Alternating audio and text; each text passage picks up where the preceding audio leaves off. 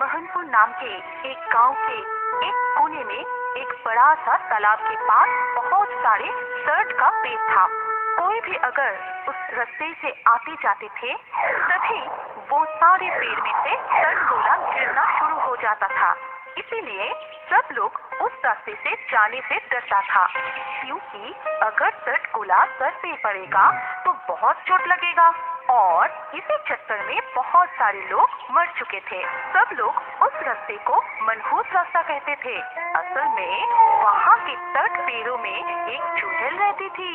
उसका काम ही था लोगों को तंग करना और फिर उन लोगों के गर्दन मरोड़ के मार डालना। बहुत दिन हो गए, कोई इधर से आता जाता नहीं। इस पेड़ से उस पेड़ में घूम घूम के थक जाती हूँ। कोई इंसान मिल जाता तो मजा आ जाता। ऐसे ही दिन गुजर रहा था। इधर गांव में उमा रानी नाम की एक औरत अपने बेटे गोपाल के साथ रहती थी। सब उसको प्यार से गोपी बुलाते थे। गोपी को तट गोला से बनी मिठाई, खीर, पूरी ये सब बहुत पसंद था। लेकिन उस मनुष्य रास्ते के अलावा गांव में और कहीं भी तट के पेड़ नहीं था। इसीलिए बहुत दिनों से गोपी अपना पसंदीदा कुछ भी खा नहीं पाया था। माँ, मुझे एक बार जाने दो ना, एक तटगोला लेकर ही आ जाऊंगा। सच में बिल्कुल देरी नहीं करूंगा। कभी नहीं।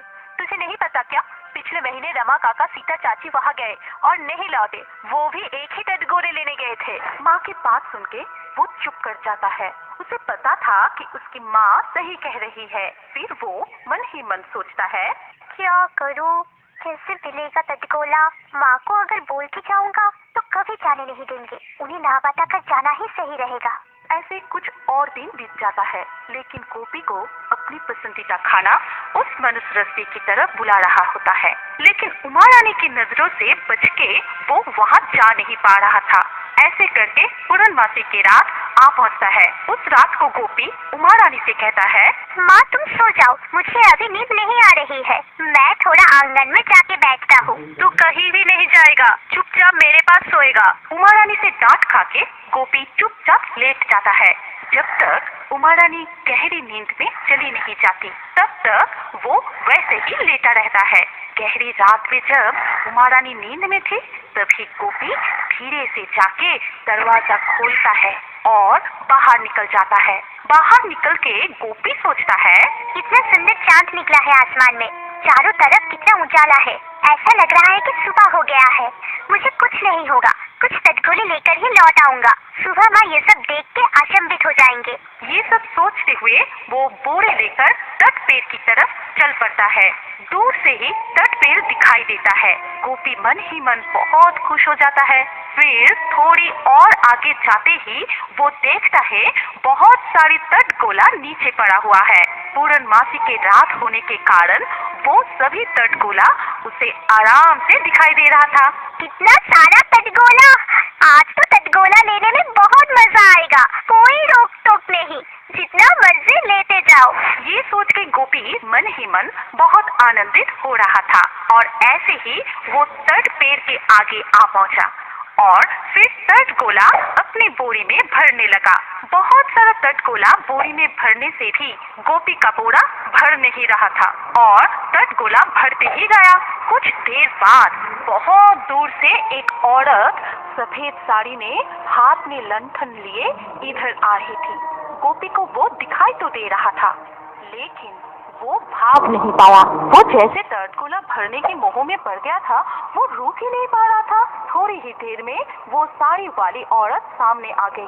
पूर्णमासी होने के बाद भी गोपी उसका चेहरा देख नहीं पाया। फिर वो औरत बोली, मेरे तरफ क्या देख रहे हैं? तटगोले की तरफ देख, जितना चाहे तटगोला ले ले, तेरे लिए ही तो सब है। नीचे देख के ले। उसकी बातों से गोपी को पता चल चुका था कि वो चुड़ैल की जाल में फंस गया है।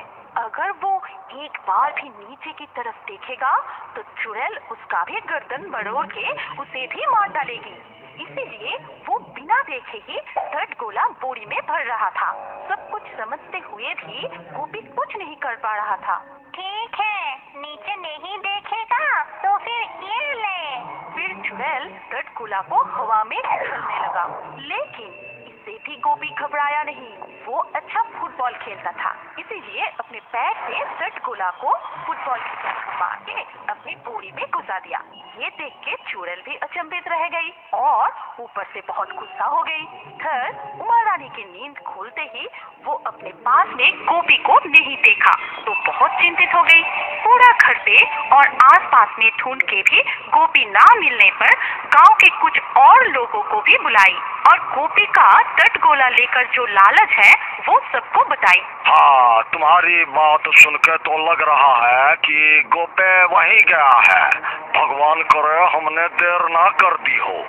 शुभ शुभ बोलिए सरपंच जी, उस इकलौते बेटे के अलावा मेरे और कोई भी नहीं है। आप तो जानते ही हैं, उसे अगर कुछ ही हो जाएगा तो मैं जीते जी मर जाऊंगी। अरे अरे, बात करके समय को नष्ट मत करो। अरे चलो सब लोग जल्दी से उस मनहूस रास्ते की तरफ चलो। ये कह के सब लोग उमा रानी के साथ चल पड़े। पूर्णमासी होने के कारण रात में भी सब कुछ दूर से ही दिखाई दे रहा था। जब सब लोग तट पेड़ की तरफ आ पहुँचे तो दूर से ही सबको गोपी दिखाई दिया। अरे क्या कर रहा है वो? और वो सामने कौन खड़ी है? कैसे बचाओ अपने बेटे को? अरे जितना हो सके जोर से उसका नाम पुकारो, हो सकता है उसका मोह भंग हो जाएगा। गोपी इधर आजा, गोपी इधर आजा। तभी चुड़ैल इतनी सारे लोगों को एक साथ देख के डर के मारे एक ही बार में अपने पैरों को लंबे बना के तट के पेड़ पे उठ जाती है और फिर गोपी पीछे मुड़ के माँ की तरफ देखता है। मुझे पता था तुम जरूर आओगी। मैं बिल्कुल भी नहीं डरा था, नहीं तो कब का मेरा काम तमाम हो जाता। पूर्णमासी था इसलिए तुझे बचा पाया। अगर अमावस होता ना तो चुड़ैल की शक्ति ज्यादा होती, हम लोग शायद कुछ नहीं कर पाते। अब से कभी भी तटगोले के लिए जिद नहीं करूँगा माँ, तुम चिंता मत करना। उमा रानी गोपी को गले लगाकर रो पड़ती है। फिर सब लोग वहाँ से लौट जाते हैं। हमारी कहानी यहीं पर समाप्त होती है। अगर आपको ये कहानी अच्छी लगी हो तो इस वीडियो को लाइक करें